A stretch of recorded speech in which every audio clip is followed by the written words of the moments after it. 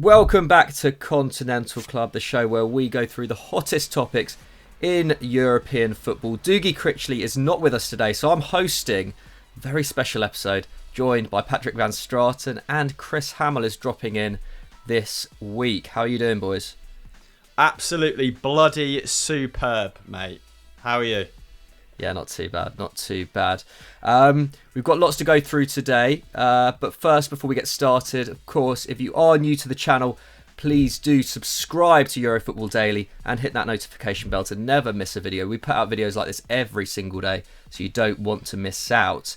And the first question, the main question, comes in from Kuram Arib.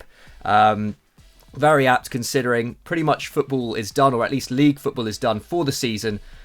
He wants to know which players in Europe's top 5 leagues this season was A, the best, B, the most disappointing, and C, the surprise package. I know we've done a little bit of this kind of stuff on Sunday Vibes and the podcast, and we've obviously spoken a lot about our kind of Premier League players of the season, who we thought wasn't so good, and who, I guess, who surprised us, who's been kind of most improved player. A lot of that going on social media this week. So why don't we focus instead, seeing as this is Continental Club, on the rest of Europe's top leagues, and we're probably gonna skip out France, or maybe just brush over it, just because there hasn't really been any football in France over the last few months, aside from the Coupe de France and the Coupe de la Ligue, which we will be getting onto. So boys, let's start in Spain. I've got a few suggestions down here, but just from let's start with you, Pat. Who would you say has been the best player in La Liga this season? Well, it's got to be Messi, really. I mean, 25 goals, 21 assists, which is a new assist record, is pretty unbelievable in a pretty mediocre Barcelona side. But I mean, in a way, I feel like it's just, we can all just agree Messi was the best player. So we might as well talk about other players who were also great. And I do think that Karim Benzema deserves special plaudits for this season. I mean, the last 2 years, he's hit 21 league goals in both campaigns. You'd have imagined that he was more creative when Ronaldo was there, that he'd have got more assists. But actually, in the last 2 years Ronaldo was there, he got 15 league assists. These last 2 years, he's got 14 league assists, which is pretty amazing. I mean, he was both Real Madrid's top scorer and top assister this season. And look, Real Madrid were excellent. They won the title, but they weren't like an attacking powerhouse. They scored 70 league goals. After Benzema, their top scorer was Sergio Ramos, who got 5. He got 5 non-penalty goals and 6 penalties to finish on 11. After him, the top scorers in the squad were on 4. It was Casemiro and Toni Kroos, which really tells you something. And creativity has really been on the decline in the squad as well. Luka Modric, he actually played quite a lot this season, but he and Marcelo are kind of fading a little bit now, unsurprisingly, given their age. And there wasn't an outstanding creator in the squad. Like, Edin Hazard was meant to do that to some extent. Last 2 seasons at Chelsea was producing around 3 chances a game. This year down at 1.7. I'm sure we'll talk about him in a bit. Benzema was one of their best creators. I think he was their 4th most creative player by key passes per 90 minutes, which is again absolutely staggering. Like, they started the season with this 4-2-3-1, but pretty quickly abandoned it. And you only saw Isco intermittently. You saw James Rodriguez very rarely. Asensio was out. So Benzema was pretty much doing all this basically on his own. And Luka Jovic, obviously not trusted. I think he played 12% of available minutes, something like that. So you end up with this guy who missed 85 minutes of football all season in the league, despite the fact he's 32, got 21 goals, 8 assists. That shakes out to, I think, 41% of Real Madrid's total goals. It is genuinely staggering what Karim Benzema did this season. He did get 5 penalties in there, but nonetheless, it's still been an absolutely remarkable campaign from him. And basically, they've gone from being an attack where with Ronaldo, they were never a one-man attack. Ronaldo was by far their best attacker, but they had loads of other elite attackers around him. They did have Di Maria, they had Ozil, they had James Rodriguez, they obviously had Bale, they had Benzema as well, they had Higuain.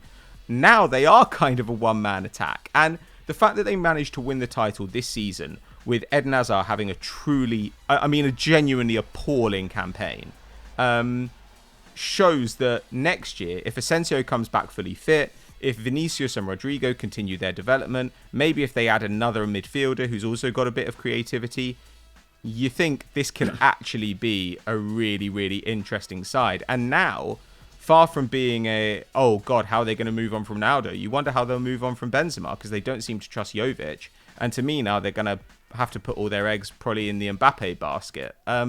So I really think that obviously without Benzema, they would not have won the league. In fact, I don't think they'd have even got close. He's just had a stonking campaign, and I think he really deserves some shine for it. Yeah, I mean, I totally agree, Pat. I think, just at his age to have led the line for Madrid and done so much in that attack for 2 seasons now. Is pretty special. But Hamel, what are there any other shouts you'd say aside from Benzema and Messi? It's hard to look past them, to be honest, isn't it? Yeah, we've sort of split this up into 3 segments per section, haven't we? Sort of like best, most disappointing, and sort of a surprise package. I think we can probably move on to disappointing after discussing Messi and Benzema at such length. I mean, just to recap Messi's season, 46 goal involvements in 32 starts with an expected goals and assist rate of 1.17 per game, which is actually down on previous seasons, but I would argue that scoring 25 goals in this team with a not very functional attack and obviously a dramatic change of system halfway through the season when Valverde left and Setien came in, it makes his achievements all the more incredible, really, at 33 years old. 5 of the goals were free kicks, 5 of them were penalties, which kind of shows you how misfiring other members of that forward line have been, that he's had to score his goals, from a third, or not a third, around that amount from set pieces. Let's move on to Edin Hazard, because we've sort of run out of superlatives for Messi, and I think Pat did Benzema justice there. I mean, Edin Hazard, 4 goal involvements in 14 starts, wasn't fit when he arrived, heavily criticised by the fans, and we were expecting, given the campaign that he had last year, just to set the Bernabeu alight, weren't we? 15 assists and 16 goals in 32 starts for Chelsea last season.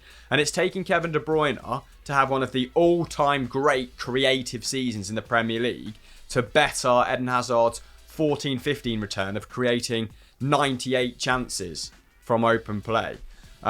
So, given the height Edin Hazard has fallen from, it makes this decline all the more dramatic, doesn't it? It puts him in the spotlight even more. I mean, that's fee aside as well, because you can't be paying £100 million for a player who produces 4 goals and assists, and is currently taking less shots per 90 than Toni Kroos. So the mind boggles in that regard. I think he's at about 1.5 per 90. So let's hope that he bounces back next campaign. But at 29, he's now got to have 2 or 3 stellar campaigns to really justify that price tag, and for people to forget about that first season. Luka Modric had to become completely, just the fulcrum of that side for people to forget about his sort of lackluster first season, didn't they? So Edin Hazard has it all to do, and I really fail to see a more disappointing signing across Europe's top 5 in the Cups. Yeah, I mean, I'd probably agree, to be honest, that the size of the fee, the fact that they were getting him in for pretty quick results considering his age as well. They've lost a year of Hazard at his peak, so that's already 30-40 million. Kind of, I guess you could kind of say metaphorically down the drain in that sense. And obviously we've touched on Jovic already. Very disappointing first campaign, but at least there is maybe scope there that in 2 or 3 years' time maybe he could start firing, or at least there's a bit more of a long-term. I think they're going to get shot of him. I think his time, he's burnt too many bridges in his first year, but it just means that he'll be, or could be, a great pickup for someone this summer. So that is a definitely a transfer And situation. at least they'll be able to get some money back on him as well. Yeah, exactly. Whereas with Hazard, that just isn't the case. Is that obviously we have to talk about Griezmann as well. 9 goals and 4 assists in 35 league appearances. Obviously cost more than Hazard, more about around the 120 million euro mark, wasn't it? And I think just worrying the fact that he hasn't really been able to fit in either Valverde or Setien's systems. I know there's been some games where he has looked really bright and has played off Messi quite well, but the majority of the time, those two just haven't been able to make it work up top. And I think in terms of the signings that Barcelona have kind of getting in this summer and the kind of hopes that the club are going to be moving towards a more kind of youth orientated policy, and a talent like Trincao coming in this summer, I struggle to see how Griezmann is going to kind of improve in his Barcelona career as long as it just doesn't feel like there's going to be really space for him and Messi to operate in that forward line in the new season. I might be wrong, but yeah, like Hazard, the future doesn't look great for Griezmann. Yeah, I mean, it's not like Griezmann was even creating in the absence of scoring more than 9 goals. I think he was only hitting around like 1 key pass per 90, and I think that really embodies how he just kind of looked lost at various points in that forward three. He even played a little bit more of a reserved role, didn't he? Sort of an attacking left midfielder for a couple of games, and yeah, that it is worrying. You're right. That's a good sort of summary. Yeah, I mean, to be fair with Hazard, he could have an amazing season next term, and like Pat was saying, like Real Madrid could just go from strength to strength. But yeah, for Griezmann, I worry a bit more in some ways, actually. Yeah. Let's move on to our surprise package. I've got a few shouts down here. First of all, I want to shout out the Atleti defence. I think they surprised me this season, just how well they've kind of taken over from the old guard, in particular Felipe and Renan Lodi, players that, especially Lodi, we didn't really know that much about before, obviously coming from Brazil. Had an excellent first campaign, averaged 5 tackles and interceptions across the season. Felipe as well from Porto, probably a little bit more well known, but again, quite a 30 years old, 18 million quid. Didn't seem like necessarily the best business, but yeah, fantastic. 4 aerial duels in the league. I think that's the third highest average per game in the league. Very solid tackle interception numbers as well, and helped Atleti keep the second best defensive record in the division, which I guess isn't that much of a surprise in a Simeone side, but considering this was probably their biggest transition defensively under him, I think a lot of credit has to go to them. Are there anyone else you'd like to shout out? Go on, Pat. Well, I suppose we got to talk a little bit about Freddie Valverde, though I think it's still quite hard to see what he does really well.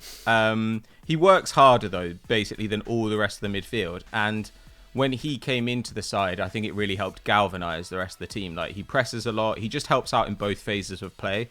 When the team is getting forward, he's able to dribble. He's able to pull out wide, provide some width and some cover. And when they're defending, because Toni Kroos doesn't have the legs anymore, and neither does Luka Modric, you don't really want Casemiro always getting on the ball in deep areas, and just having Valverde there to help press, help defend, and then to help transition, I think really makes the difference for them. But to me, Lucas Ocampos really surprised me. Lucas Ocampos had a great season. I think it was 17 goal involvements. Yeah, in 31 games.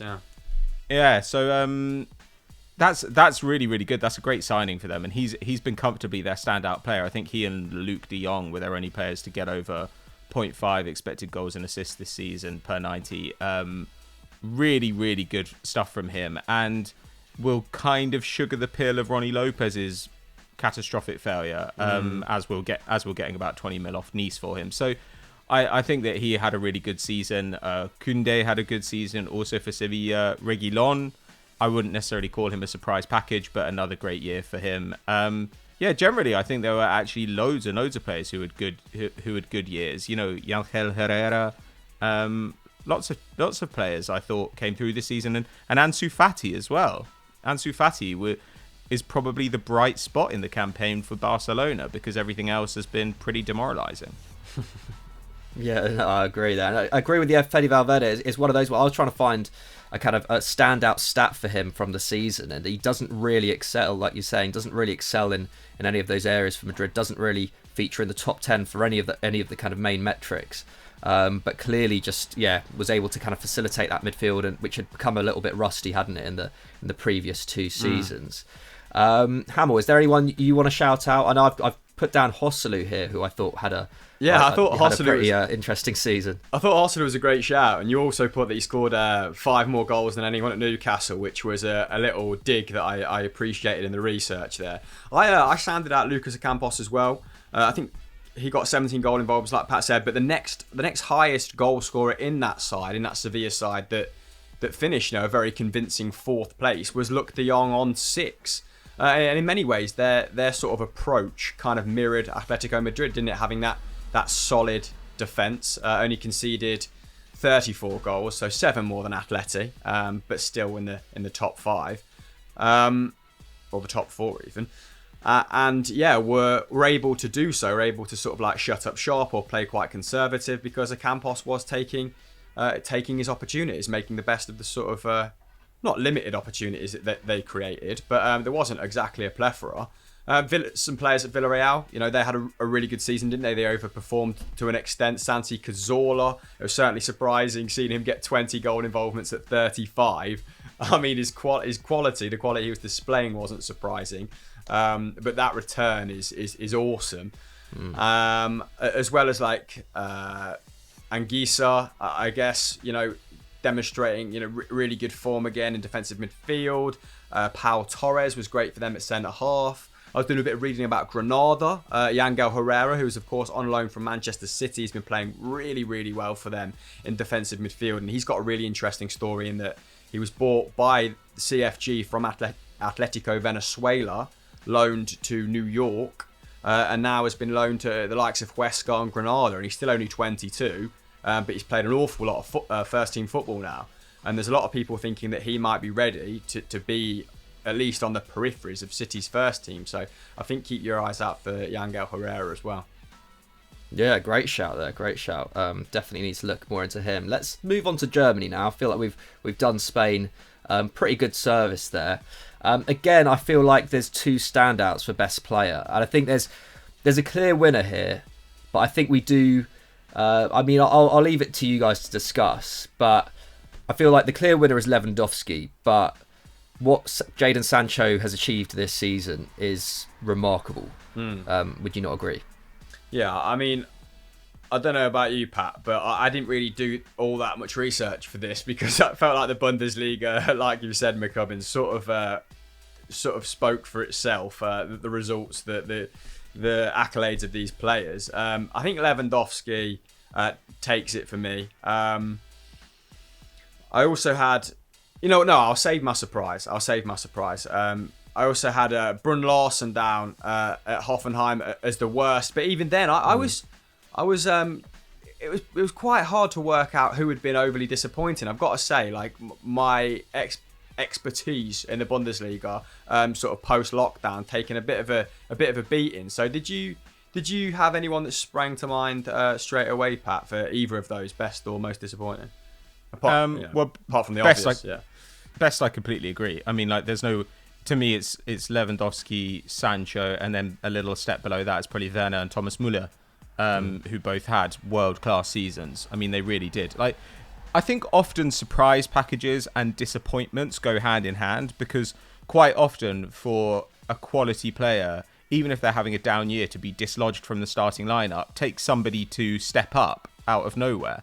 But I think Lucas Hernandez will be disappointed with the way his season went. I mean, obviously with injuries and things, it was always going to be difficult, but has barely played, and the prospects do not look terribly good for him getting back in the starting lineup next year unless Alaba is sold, because Alaba had an outstanding campaign as a centre-back, and Alfonso Davis, for me, is the surprise of the season. I mean, we knew that he was meant to be a talented winger, though had mostly played off the right in North America, was shifted to the left, and then was shifted to left back this season, and immediately looks like one of the best left backs in the league. Plus, I mean, I don't know about you, but I was thinking, is there anyone that I would feel confident backing in world football in a foot race against Alfonso Davis? And I truly don't think there is. I mean, like, the combination of balance, coordination, and just unbelievable speed is so impressive, and it's so exciting to watch. It's so rare when you're watching a game and you think the guy I'm excited to watch here is this 19-year-old left back. But he's got 8 goal involvements from left back. His performance in the Champions League at Chelsea was just staggering, and watching him chase back and make a tackle like at the last minute is just super fun to watch. I really have high hopes for the sort of player he can develop into. Yeah. And so I think him, and yeah, we have to talk about Thomas Müller, because Thomas Müller's creative season this year was on a par with Messi and De Bruyne. And this is a guy who people say is a donkey. People say he's finished. He had the greatest creative season in the history of the Bundesliga this year. And I mean, he kept Coutinho out of the lineup. Like, I think that Thomas Müller has just had an incredible campaign, while also doing so much more defensive work than you could reasonably expect from somebody in his position. And he's now in his 30s. So yeah, Thomas Müller as well. It's been a real season for the old boys. The guys who, like, I definitely often give a bit of stick. I kind of say, oh, that person's getting old now. Like, you're not going to get that much longer of them at the top level. This season, I think all the older players around Europe have been kind of defiant and putting up historic campaigns. Yeah, I mean, now I've got my bearings a bit more. I'm thinking Borussia Mönchengladbach, like, a few of those boys deserve a shout out for best, at least over periods of the season. Player, 20 goal involvements in 25 starts. Thuram, 18 goal involvements, and I think we've touted him for every big club in Europe. Very tactically versatile along that forward line. Like, Stindl's had a really useful campaign when he's been used. So yeah, there's been a lot of growth by various sides in Germany, hasn't there? It's not been as quite as boring as people have made out with Munich winning their, how many titles is it in a row now? 8 or 9.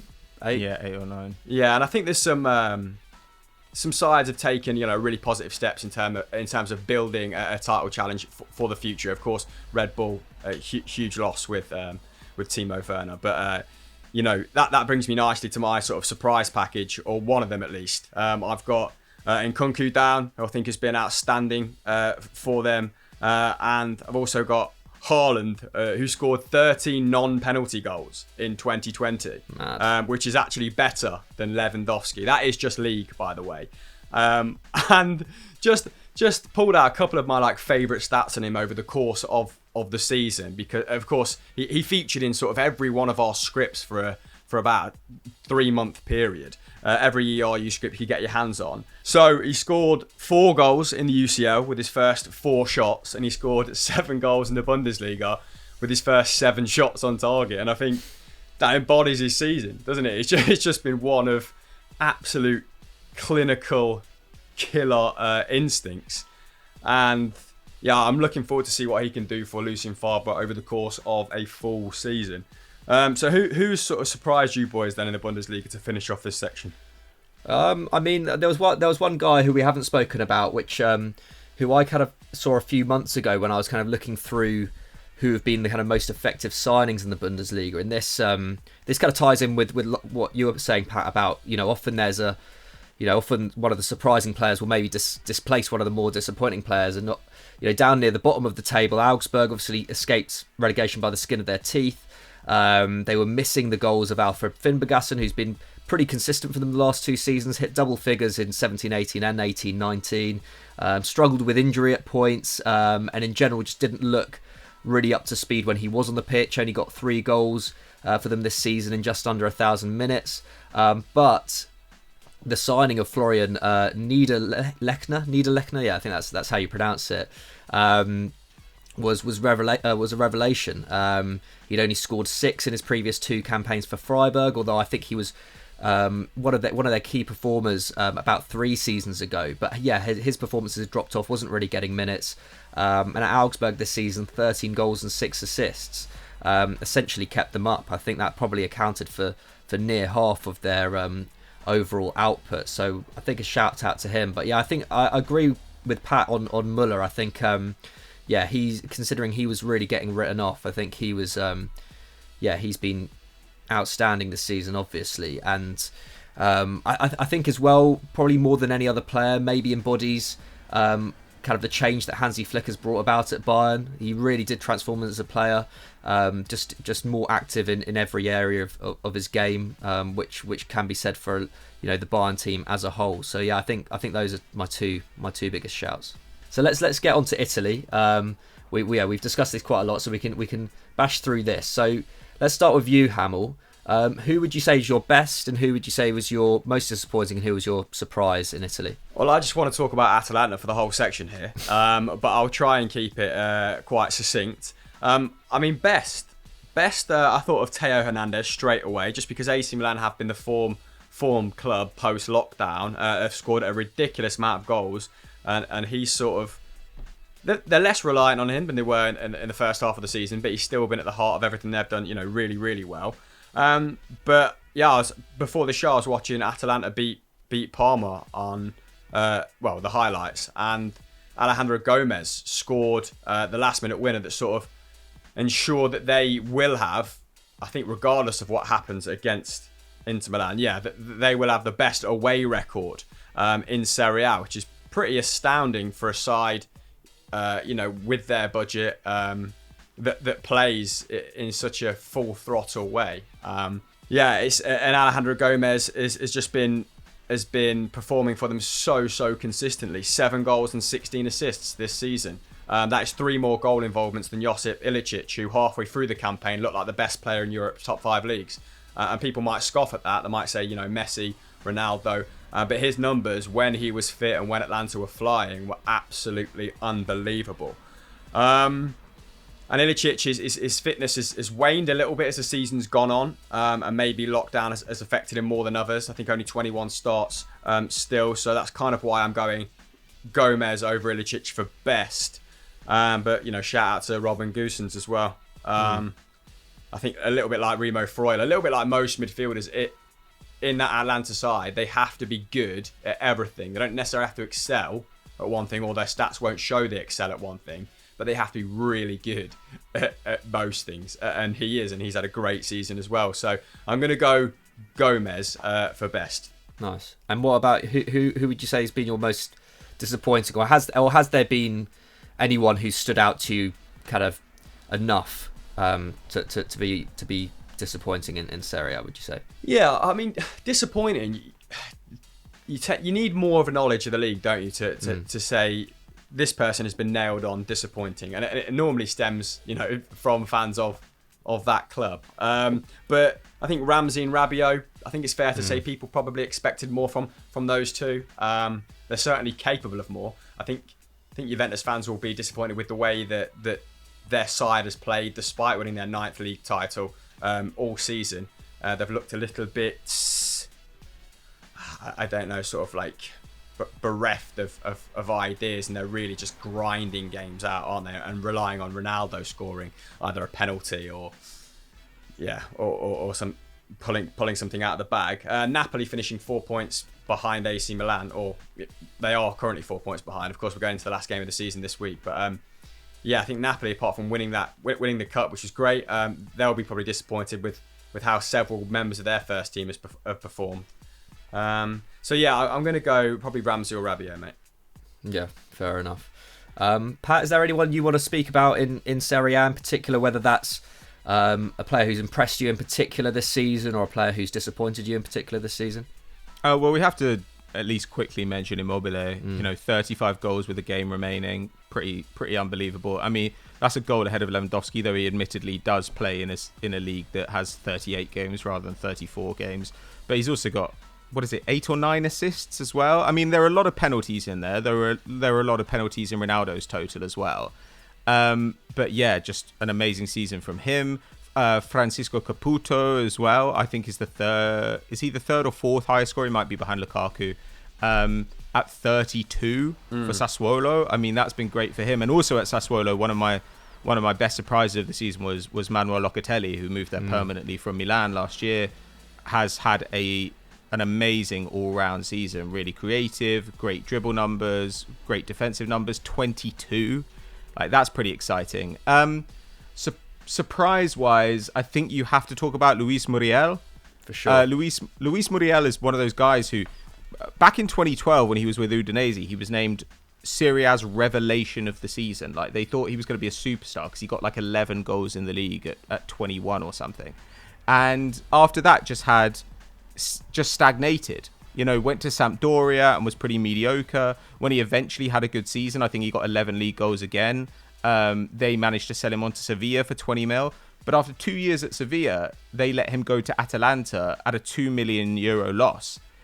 And this year has been only the third year in his career when he's got into double figures in the league. But he's got 18 goals and 1 assist in under 1,200 league minutes. It's madness. Absolutely nuts. I think I looked at his expected goal and assist numbers per 90, and they're better than anyone in England, Italy, Spain, or Germany. The only place that he's been beaten this season for expected goals and assist numbers per 90 has been in France, where Mbappé is above him, and that's it. It's genuinely mental, and this has been an incredible reclamation project for them. You know, like he's taking 6 shots a game this season, and just seems. I understand that everybody in the attack seems to produce, but he's produced at a level that I don't think anyone could truly have expected. And yeah, so it's been wonderful kind of watching Atalanta just punch above their weight in every position repeatedly. Disappointing, I suppose you'd have to mention someone like De Ligt. I'd still like Irving Lozano to pop off at some point, but it seems increasingly unlikely that that's going to happen. But really, yeah, it's the big sides where guys have just failed to establish themselves the way they like. You know, Piontek, we expected he'd come back to earth after last season when he was finishing everything. But for him to basically fail to finish a packet of crisps in the first half of the season and be sold by January, I'm not sure anyone saw that coming. Nice. Okay, I think we've done Italy, Germany, and Spain. Pretty good service there. So let's move on to our what is it? Big match preview. That's it. As you can tell, I'm not usually in this position. But also, yeah, let us know your shouts in the comments below. I know you were getting at us on Twitter as well. Yeah, who was your best player? Who was your worst player? Who was your surprise package in Europe's top 5 leagues this season? And we'll do our best to reply. Anyway, let's move on. So for our big match preview this week, we could have gone with Italy. Obviously, final weekend of Serie A, big games, Napoli, Lazio, Juve, Roma, Atalanta, Inter. Obviously, that will decide who finishes second. But I do feel like we've spoken a lot about Serie A in recent weeks, especially Atalanta and Inter. So why don't we, or I have decided, it's not a question, that we're going to France for the Coupe de la Ligue final. Obviously, there's been almost no football in France over the last few months following the suspension of Liga back in April, I think it was, long time ago now. But it's PSG versus Lyon. PSG obviously hoping to win their second domestic treble in 3 years. They won the Coupe de France against Saint-Etienne last week, returning to the Stade de France tonight. Lyon, meanwhile, obviously this is their first competitive fixture since March the 4th. So nearly 5 or 6 months, isn't it? And coincidentally, their last game, competitive fixture, that is, was a 5-1 loss to PSG in the Coupe de France semi-final. They've since played friendlies against Rangers, Celtic and Genk to try and kind of get back to match fitness. But I guess we'll see how they fare tonight. As for their previous form, against PSG, Lyon not great. Have only won 2 of their last 8 meetings in all comps. Haven't beat them in this competition since 2006, and this is their final chance because the Coupe de la Ligue is finito after tonight. The LFP voted to abolish the competition after 26 years back in September 2019. So yeah, French football fans, let us know if that's something you're happy about. I expect it may well be. But Pat, how should PSG be feeling going into this game? I think that they would normally not care that much, except for the fact that it is the last Coupe de la Ligue final. And also, if they win it, then it will be the 5th time in the last 6 seasons that they've won both domestic cups. So I think that will motivate them. But otherwise, I'd have thought that they'd be focusing on the Champions League, to be honest with you. And the big concern for them there is going to be Kylian Mbappe's absence, because obviously he went off injured after that horrible tackle by Perrin in the final of the Coupe de France against Saint-Etienne. And despite the fact that they were up a man, they were not very impressive in that final. I think they had 2 shots more than a 10-man Saint-Etienne. And Mbappe had created Neymar's goal, which ultimately proved the winner. So, look, they're obviously still an incredibly dangerous prospect, even without him. Like, I remember back in the autumn, they beat Real Madrid 3-0 without Neymar or Mbappe, and they've got weapons all around the squad, but that will be a big loss for them. He's one of their most creative players. In fact, I think he was the 6th most creative player in Liga this season. He's obviously their top scorer. And I think in his absence, they're going to need to rely on Neymar to some extent, and Angel Di Maria, who's had a sensational campaign. I mean, he had the most shots and the most chances created against Saint-Etienne, and in the league season, I think he was involved in 22 goals with 14 assists. I think he was their most used player as well, at 32 now? So it's been really nice seeing Di Maria kind of turn back the years. And it also looks like he might have Verratti back to kind of help him out in this game. He came off the bench against Saint-Etienne. And another great year for him. 5 assists in the league, 5 tackles and interceptions a game. Still a great dribbler, still very creative. Probably, if not the best, then one of the best all-round midfielders in the world on his day. To be honest with you, I think they should win this. Lyon have been pretty bad this year, as I'm sure Chris is about to tell us. And they should treat this as a way of getting back to fighting fitness before those Champions League games. Because as every season for PSG, what determines whether their season is a success or failure is how they do in the Champions League. For sure. But like you say there, Pat, Lyon have had a mighty disappointing season, haven't they, Hamill? Yeah, it's been a really frustrating season for Lyon fans, full stop, hasn't it? Finished 7th on points per game after Liga was cancelled back in April. That's their lowest ranking since 95-96. The club did appeal to the courts in order to find another resolution, with Aulas claiming that without Lyon in Europe's elite competition, that France's coefficient would slip further behind the other big leagues, so wanted to get in based on Lyon's pedigree. And unsurprisingly, that appeal was thrown out. But the suspension did come at a bad time for them, so I do have a certain degree of sympathy. They had a relatively easy run in, having just overcome, well, not overcome, they lost to Lille and PSG, but they just got through a tough fixture period. And results had started to improve since Silvinho left them in 17th place after match week 10, when Rudy Garcia came in October. I think won 9, only lost 5 of the subsequent 18 games, so really steadied the ship. Moussa Dembele was starting to pick up form, 16 goals and 2 assists for him this season in the absence of Memphis Depay, who of course had a horrific injury after going at a rate of knots at the start of the campaign. So his loss was huge for them, and he does return for this fixture.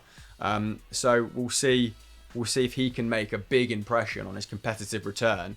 And if you look at, under the hood at expected goals, it ranks Lyon as having the second best attack and the third in terms of expected points, which always feels a little bit more arbitrary to me.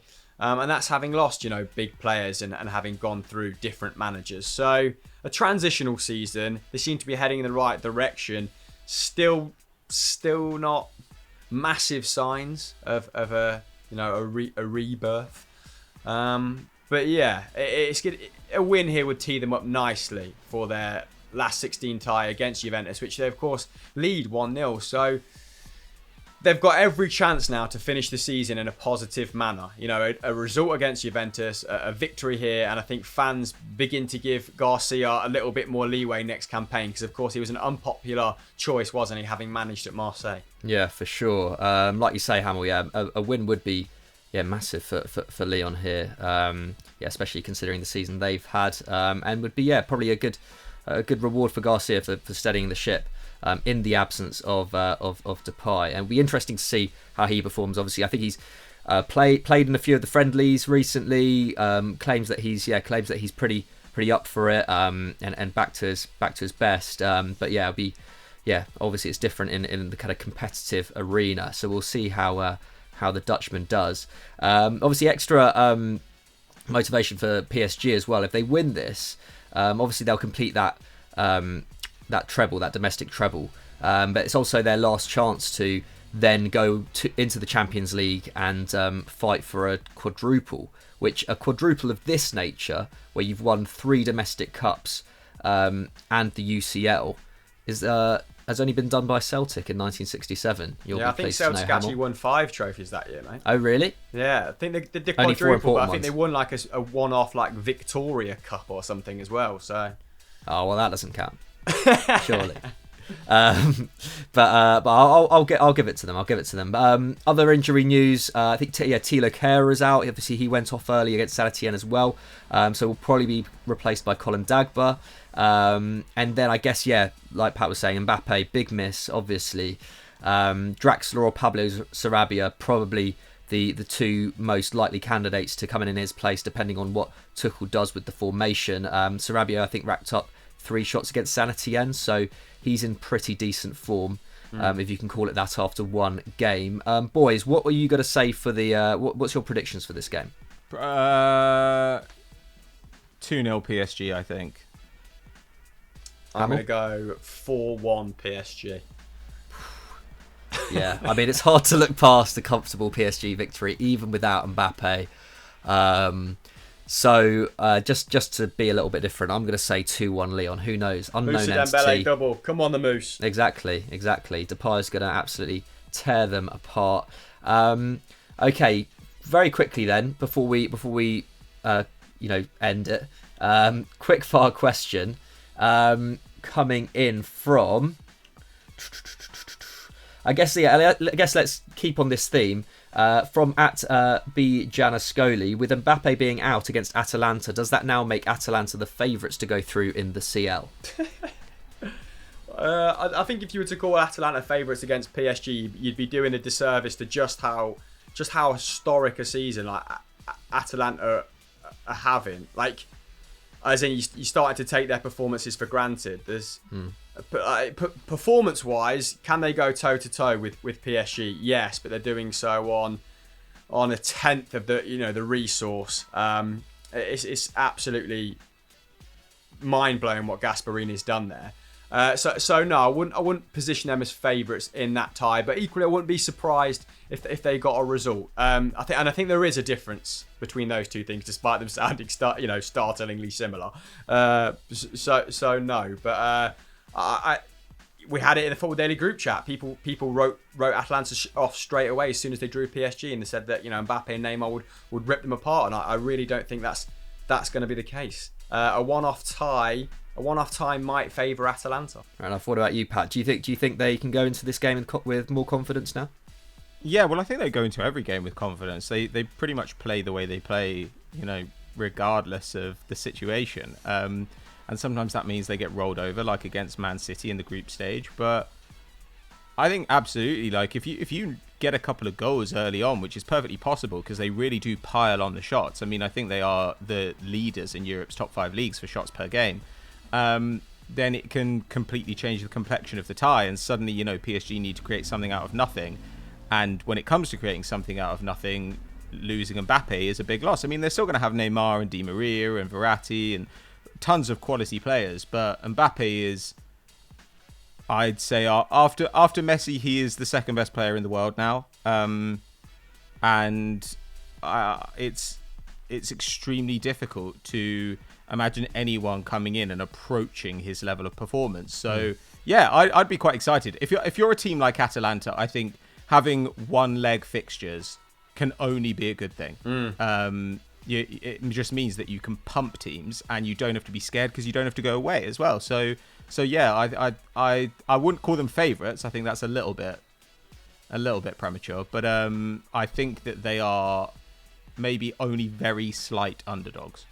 Yeah, I think that's a good summation of it. I think psychologically as well, with that one leg, PSG obviously always under pressure in the Champions League, and Atalanta don't really have anything to lose, do they? Yeah. So I think we saw them overcome Dortmund in a way that would suggest that the mentality isn't as brittle as it has been in the past. Yeah. Which was great. And it was great to kind of see, I think it was Neymar's first goal in a knockout game in the Champions League for PSG, wasn't it? If memory serves me correctly. But yeah, like Pat said, this side are just fearless. But should they fail, like what a valiant effort it would be. I think what I'm saying when I say sort of it's unfair to position them as favourites isn't a reflection of the levels of performance they can reach. But I think it just puts our expectations out of kilter with the talent in each squad. But yeah, for sure. I mean, you can't a team which is 6 or 7 times less valuable, literally, than another side which is just so star-studded. Yeah, you can't ever really genuinely call them underdogs in that sense. But nevertheless, probably the most interesting tie in the Champions League last 8, and we'll be talking about that, I expect, next week, because the UCL does kick off then, so stay tuned for that. But that's all we've got time for on this week's Continental Club. Thank you for watching. Pat, where should they go now? Head over to Football Daily Podcast and make sure you subscribe to the channel. We've got loads of great stuff up there. The latest episode is with Chris and Joe, where we go through the best and worst players of all the Premier League top 6 this season, plus Arsenal. And then next week coming up, we've got a How to Fix Tottenham Hotspur. That's me and Doogie Critchley. Nice, sounds tasty. Hamill, anywhere they should go on EFD or FD? Yeah, make sure you go and check out We Need to Talk. Tomlinson will be pumping that out tomorrow, I imagine. So yeah, go and drop him a comment. Sweet. Thanks for watching, guys, and we'll see you next time.